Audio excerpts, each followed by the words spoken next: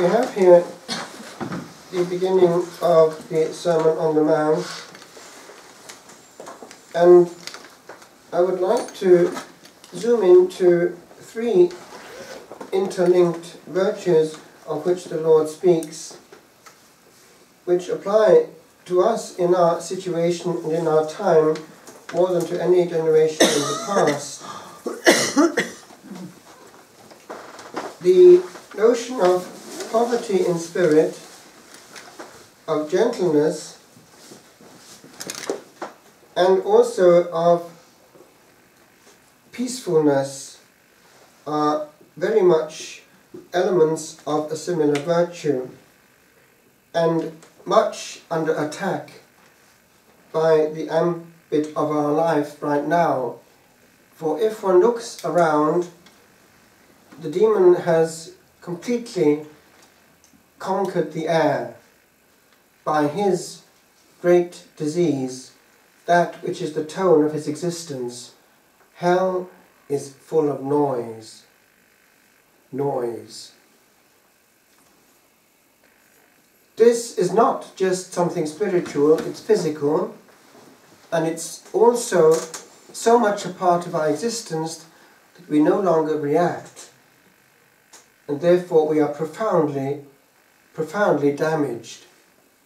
We are noisy souls. So let's look first of all at this notion of poverty of spirit. The person who is poor knows that he owns nothing.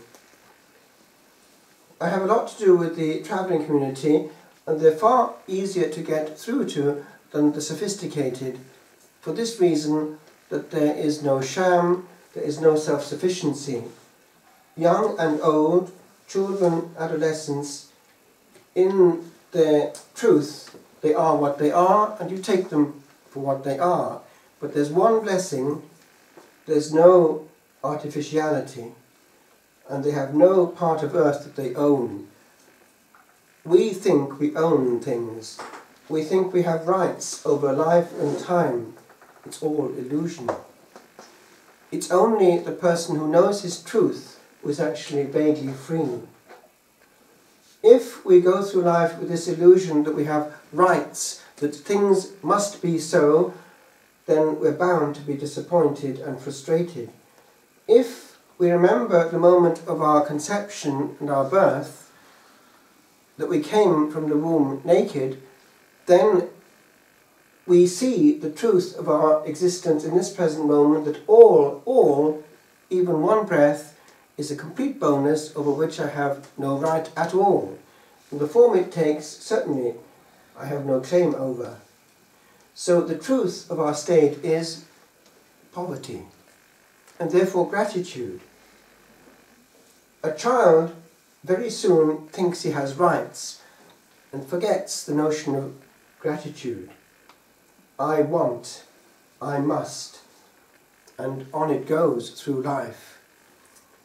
The mode of the person who knows his truth is quite different. A person, for instance, who has had a serious illness, the big C, or even a serious accident, and really thought he was going to die, that person, coming back to life, takes what is there as a bonus. But we're all, as they say in football, into extra time. We're all on borrowed time. So poverty is our truth. It applies to life, it applies to God. And that also expresses itself concretely in gratitude. We are always asking for things in prayer. The prayer of pure, gratuitous praise is very pleasing to Almighty God. And I must say the charismatics get that one right. They praise God gratuitously and well. Praise. It's an important element of our relationship with Jesus. The attitude of soul is that of praise. Praise. And then focusing on His majesty and His glory, sometimes also He's more free to bless. If we start with wanting things, we're using God. Do you know that Catalina, a mystic in, I think it's Colombia, she was allowed to hear what was going on in the soul of the person in front of her at Holy Communion. This person was just back into her pew after Holy Communion, and for our benefit, the Lord opened the ears of Catalina to hear what was going on in the prayer of this good soul, because that soul was representative of us. And it went something like this. She just got back, and then all the time of Holy Communion it was Lord, and then on it went, a shopping list, unbroken and intense. At least she was praying, but the Lord calmly whispered in Catalina's ear, do you hear this? Well, this is how I am treated at Holy Communion. And it was not what I wanted in giving this sacrament of my love. He had more for us, and we're using him as a machine. Then, this question of gentleness, that extends also to our relationship with creation and with each other. The person who is gentle feels things. The person who is hard doesn't. We can sharpen it. A relationship, whether it's friendship or whether it's a love relationship between human beings, depends to a large extent on delicacy, therefore gentleness, awareness, sensitivity.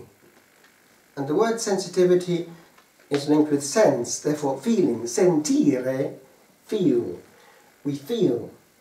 The person who is hard doesn't feel the pain, doesn't hear the echo of his own word. The person who is gentle is aware. That can be hugely sharpened or completely dulled. And one thing which actually dulls it, strangely enough, is overexposure to artificial emotion and therefore noise. People who are always watching films which are hugely powerful emotionally are actually dulling their capacity to feel. It's rather like drugs, they need more. And by the way, with regard to modern films, are you aware that if you compare what is now normal television with what was television in the early period of television, black and white period, there is a profound difference insofar as the frames change far more quickly. Therefore, one is not allowed to relax. Whereas the calmer television of the origins, and films also actually, allowed you to calmly go into a scene and hear a dialogue, now all the time the camera is flicking and there is a lot going on in a short time, and it's dulling the brain because it's being overexposed to bombardment for which it was not made. Therefore, it's actually having the reversal with regard to our capacity to feel. If one lives without television, one feels everything. And in the years of formation in France, also in Italy actually, because we had no television and the science was well kept in the monastery, but certainly in France with complete enclosure and complete silence, then everything was felt 10 times more. One opened a book, which was the only word in the air, and one sensed everything on the page. And any scene in the book which might be in any way dramatic, one felt it many, many times over. And it could even produce tears. Whereas, if one is in the noisy world, completely exposed all the time to high bombardment, one's capacity to feel is debilitated. So feeling is part of gentleness. It applies to what a person is saying to us. Are we picking it up in depth? It applies to what we might be observing, even if we're not actually dialoguing with, if we can feel a person suffering. It applies also to what is coming at us in life. The person who is gentle will not bang a door, will not run from A to B all the time. He will go through life in receptive mode, passive mode, and yes, feeling mode. That person will be able to pick up and pass through without pushing out. Because if one is rushing, one is pushing out. And the stress of life, always fighting against deadlines and the clock, is pushing out. And it's not the natural mode. If one is living all one's life in, for instance, a farming atmosphere, which is very close to the monastic one, there is the natural rhythm of life. If one is living all the time in an institution where one is obliged to listen to piped music, background music, which is usually now fairly aggressive, the day is contaminated all the time, as might be the journeys there and back on a public vehicle which has, again, piped music. So, if one goes back home and gets more again, there is basically no calm. The atmosphere inside and outside is always pushing out gentleness. Now, we don't need all that. There are some things we can actually choose not to have. I remember actually when near here, way back in the early 90s in Kilnacrot, I happened to go down to the kitchen to do something, and the cook at that moment wasn't there, but she left the transistor on. I thought, this is interesting. This transistor is obliging anyone in the kitchen area to listen to whatever's on it. And it's actually a monastery, and I don't think I have to listen to it. So I had the courage to do something which was very osé. I actually twitched and moved the almighty knob, which immediately created a hush. And the kitchen was no longer the same, and God could be heard in his own house. But how much of that happens in our life? And I'm not actually exaggerating, because we're all into it. The itch, as soon as we're alone, to put on, it might not be necessarily a hugely noisy instrument, but it's an instrument nevertheless, and it could be just the phone. And on it goes, the smartphone. I haven't got one, but that then leads to all kinds of other things. And on it goes insofar as the itch is always to push out that element which actually is best for us, the risk of being alone. And in that being alone, one is alone with one's reality and the reality of life, and also with the possibility of hearing another voice. Now, all that cancelling of that possibility is a part of a ploy, which is not just social. It's the enemy of the soul injecting in humanity his greatest friend, noise, noise, noise. And then this one, pacifici in Latin, the peaceful, peacemakers. If one looks at a peaceful person, that gentleness comes through in all his comportment. The way he speaks, he will, for instance, not feel the need to make a point by increasing the decibels. Another means, and a far more efficacious one, is to use a few words well aimed. Words are like leaves, and where they most abound, much depth of sense beneath is seldom to be found. And so the person who is peaceful is powerful. If you look at a conversation, if somebody is habitually spouting forth, after a while one switches off. But you look at that group, and should it be that exceptionally one person in the corner who never speaks actually opens his mouth, everyone will keep silent for a moment and listen. Oh, he said something. It's a bit the same. If one doesn't speak too much, but always speaks wisely and well, actually we have more power with our words. The power is in inverse proportion to the number of words.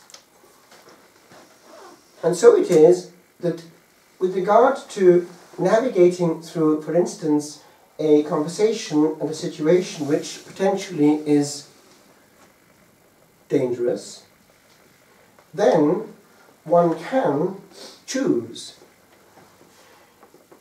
there are usually ways and means of diffusing a bomb before it goes off.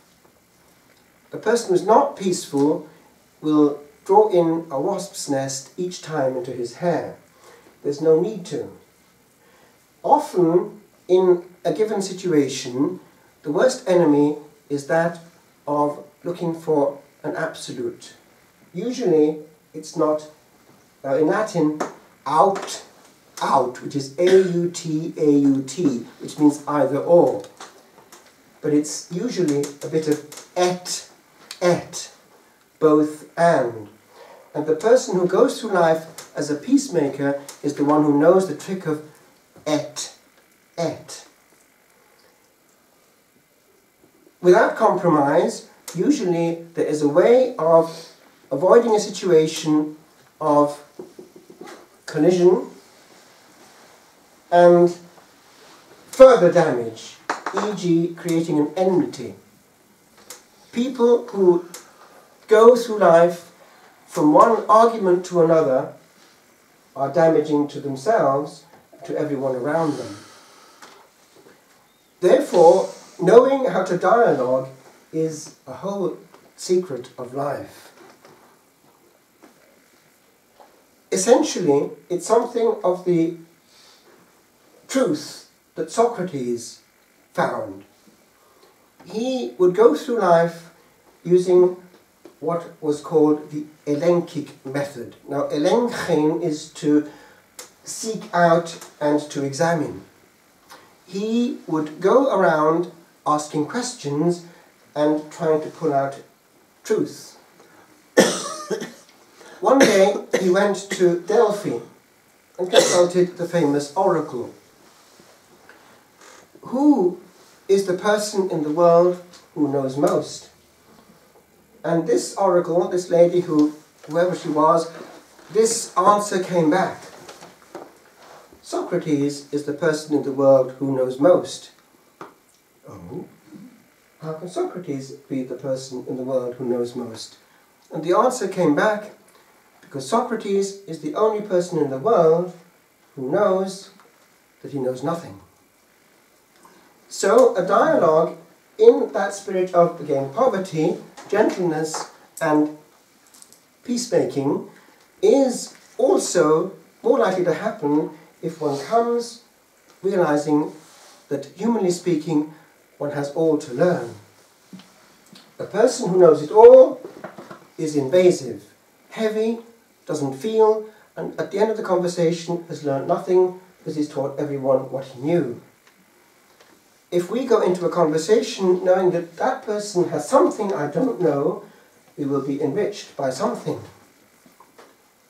I conclude there is one global element which encompasses them all. It's that of silence. We cannot bear silence. We're all contaminated by noise.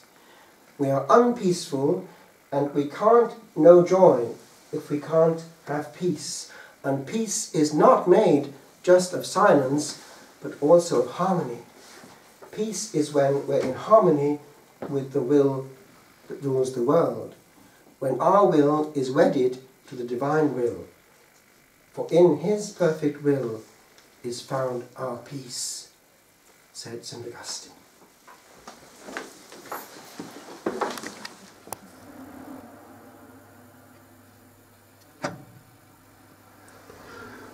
Transistor. I turned a switch today which moved the world away from here, and hither brought the sound of darkness. And at one jerk, Earth was hurled into a distant orbit, for I found a space wherein to send a thought my own, unguided by another from afar. and to be on this planet once alone, beyond the field of some obtruding star. O fog of many sounds that clogs the air we breathe with wheezing soul, what means the need that some have to do all but stand and stare into the void, and for a moment heed the echoes of the depths that are too shy, with all the power of this small switch, to vibrate.